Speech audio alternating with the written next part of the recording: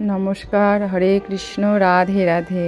সকল ভক্তগণকে আমার কৃষ্ণ মহিমা শ্রী শ্রী রাধা মদন গোপাল জিও চ্যানেলে স্বাগত জানাই। আমার গুরুদেব প্রভুপাদ স্বরূপ গোস্বামী রাতুল চরণে ভক্তিপূর্ণ প্রণাম, মাতা পিতার চরণে প্রণাম, সকল সাধু গুরু বৈষ্ণব ভক্তগণের চরণে প্রণাম জানিয়ে আজকের ভিডিওটি শুরু করছি। আজকে আমরা আস্বাদন করব অন্নদা একাদশী ব্রত মাহাত্ম্য কথা।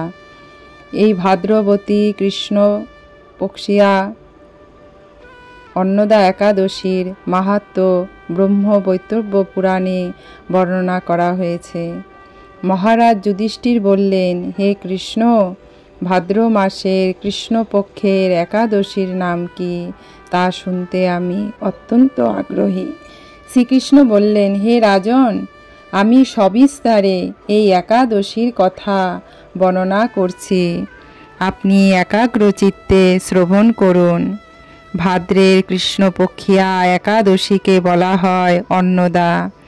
এই তিথি সর্বপাপ বিনাশিনী। যিনি শ্রীহরির অর্চনে এই ব্রত পালন করেন তিনি সর্বপাপ মুক্ত হন। হরি বল।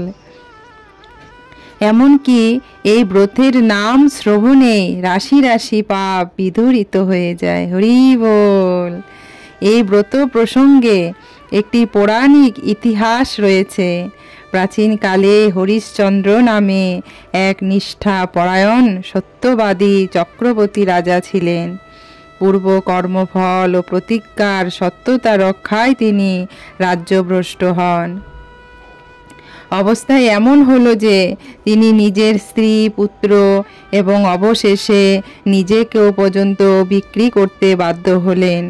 হে রাজেন্দ্র, এই পুণ্যবান রাজা চণ্ডালের দাসত্ব স্বীকার করেও সত্য রক্ষার্থে দৃঢ়নিষ্ঠা প্রদর্শন করেছিলেন। তিনি শ্মশানে মৃত ব্যক্তির বস্ত্র কর রূপে গ্রহণ করতেন। এইভাবে তার বহু বছর কেটে গেল। দুঃখ সাগরে নিমজ্জিত হয়ে কি করি, কোথায় যায়, কিভাবে দুর্দশা থেকে উদ্ধার পায়, এই চিন্তায় তিনি দিন রাত্রি বিভোর হলেন। এমন সময় দৈবক্রমে দুঃখী গৌতম ঋষি রাজার কাছে এলেন। রাজা মুনিকে দর্শন করে ভক্তি ভরে প্রণাম করলেন। করজোড়ে তার সামনে দাঁড়িয়ে একে একে নিজের সমস্ত কথা জানালেন। রাজার দুঃখের কথা শুনে মুনিবর বিস্ময়াপন্ন হলেন। অত্যন্ত ব্যথিত হয়ে তিনি বললেন, হে রাজন, ভাদ্র মাসে কৃষ্ণপক্ষের একাদশী অন্নদা নামে জগতে প্রসিদ্ধ। আপনি এই ব্রত পালন করুন। এই ব্রত প্রভাবে আপনার সমস্ত পাপের বিনাশ হবে। আপনার ভাগ্যবশত আগামী 7 দিন পরেই এই তিথির আবির্ভাব হবে। ওই দিন উপবাস থেকে রাত্রি জাগরণ করবেন। এইভাবে ব্রত উদযাপনে আপনার সমস্ত পাপ ক্ষয় হবে। হে রাজন, আপনার পুণ্য প্রভাবে আমি এখানে এসেছি জানবেন। এই কথা বলে গৌতম মুনি অন্তর্হিত হলেন। ঋষিবরের উপদেশ মতো তিনি শ্রদ্ধা সহকারে সেই ব্রত পালন করলেন। তার ফলে তার সমস্ত পাপ দূর হলো। হে মহারাজ, এই ব্রতের প্রভাব শ্রবণ করুন। যথাবিধি এই ব্রত পালনে বহু বছরের দুঃখ ভোগের অবসান হয়। ব্রতের প্রভাবে রাজা হরিশ্চন্দ্রের সকল দুঃখ সমাপ্ত হল। পুনরায় তিনি স্ত্রীকে ফিরে পেলেন। তার মৃত পুত্র জীবিত হয়ে গেল। হরি বল। রাধে রাধে। আকাশ থেকে দেবগণ পুষ্প বর্ষণ করতে লাগলেন, দিব্য বাদ্যবাজন করতে লাগলেন।